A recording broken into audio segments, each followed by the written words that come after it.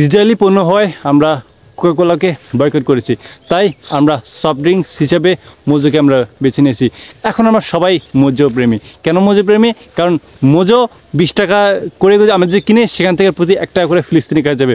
অথচ আমরা এই বাঙালি জাতি জানি না যে এই যে আমরা যেসব সফট ড্রিঙ্কসগুলো যে খাচ্ছি, 7 up, Coca Cola, Mojo, lemon, Clemon যতগুলো আছে প্রত্যেকটা যে আমাদের শরীরের জন্য কতটা যে খারাপ, এই জিনিসটা আসলে আমরা জানি না।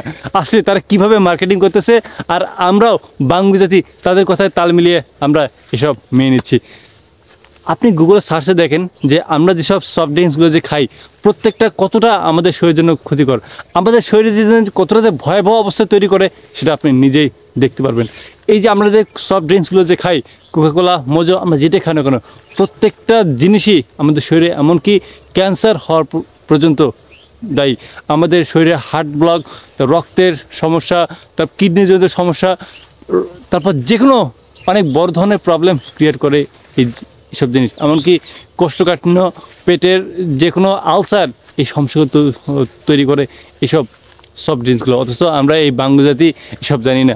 আর আমরা এই বাঙালি জাতি নিজেদের দেশকে আমরা সিঙ্গাপুর, আমেরিকার সাথে তুলনা করি, আর আমরা মনে করি যে আমরা এই পৃথিবীর একমাত্র শিক্ষিত জাতি। এই জাতি কবে শিখবে, এই জাতি কবে বুঝবে যে সত্য আসলে বিষয়গুলো কি? আমরা হয়তো এইভাবেই পদে পদে মার খেয়ে খেয়ে এগিয়ে যাচ্ছি। এর নামই হচ্ছে আমাদের বাঙালি জাতি।